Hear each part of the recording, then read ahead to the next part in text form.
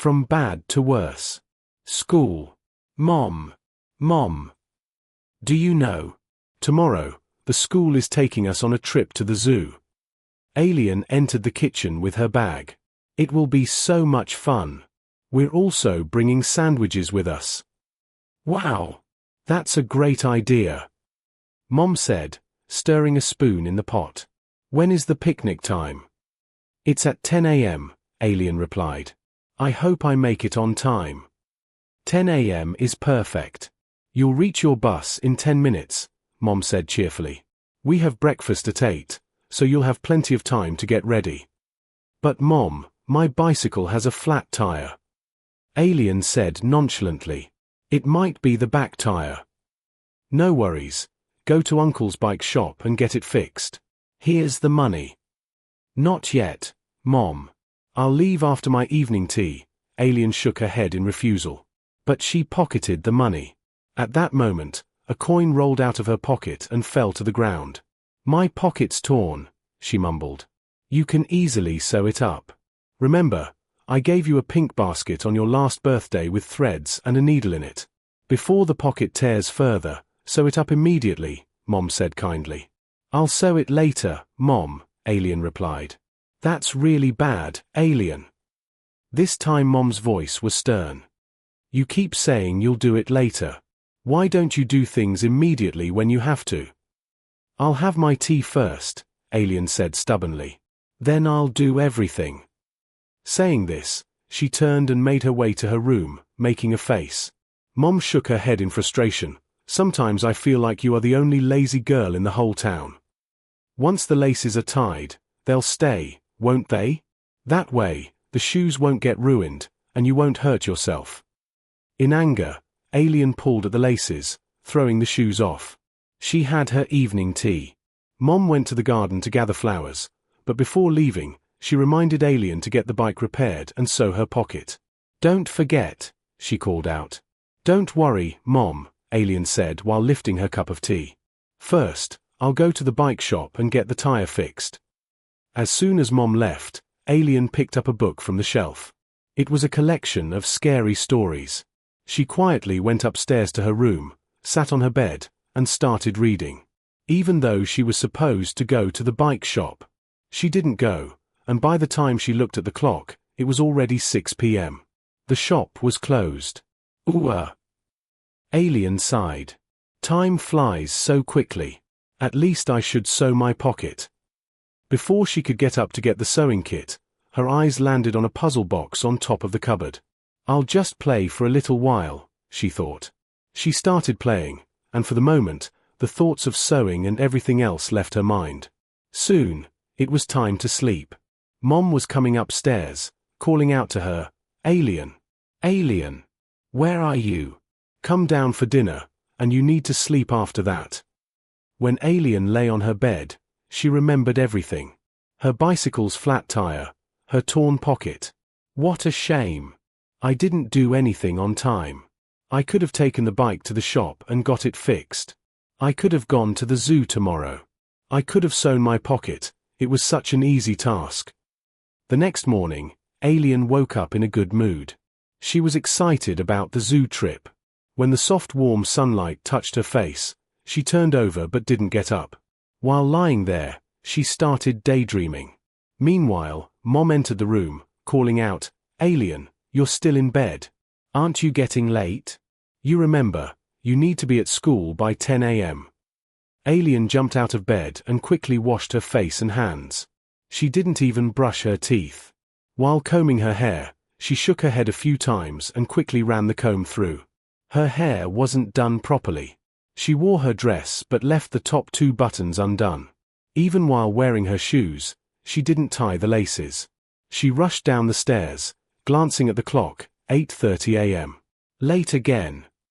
Dad looked at her angrily. You didn't tie your shoes properly, your hair is a mess, and why didn't you button your dress properly?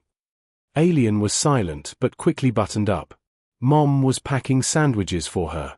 For breakfast, Alien had tea, porridge, and a boiled egg. Thanks, Mom. I'm off to school now. She quickly grabbed the sandwiches. She rushed to the door, hoping Mom wouldn't stop her to make her fix her hair or wash her hands again. She opened the garage and took out her bicycle. But what did she see? The back tire of the bicycle was badly punctured. She had to get a new tire. She pumped air into it to make it work for the ride to school. As soon as she left the street, the tire gave out again. I'll have to go home and get bus fare from Mom. I need to hurry so I don't miss the bus.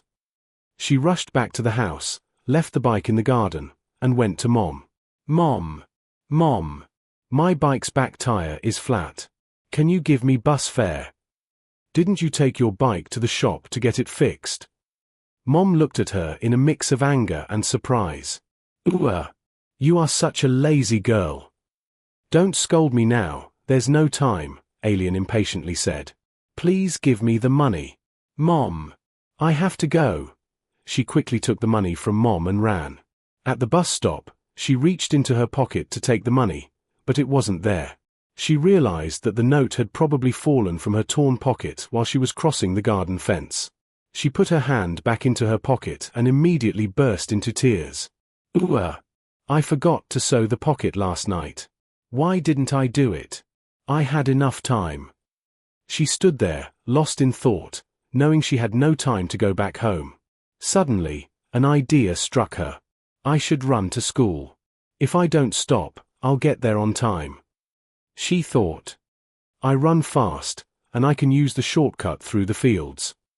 A minute later, she was running on the road. The bus stop was behind her now. She was running like it was a race, leaving everyone behind. She passed through many streets and now was crossing the fields. Her breath was heavy, but she didn't stop. She was determined to make it. But then, exactly what she feared happened. She hadn't tied her shoelaces.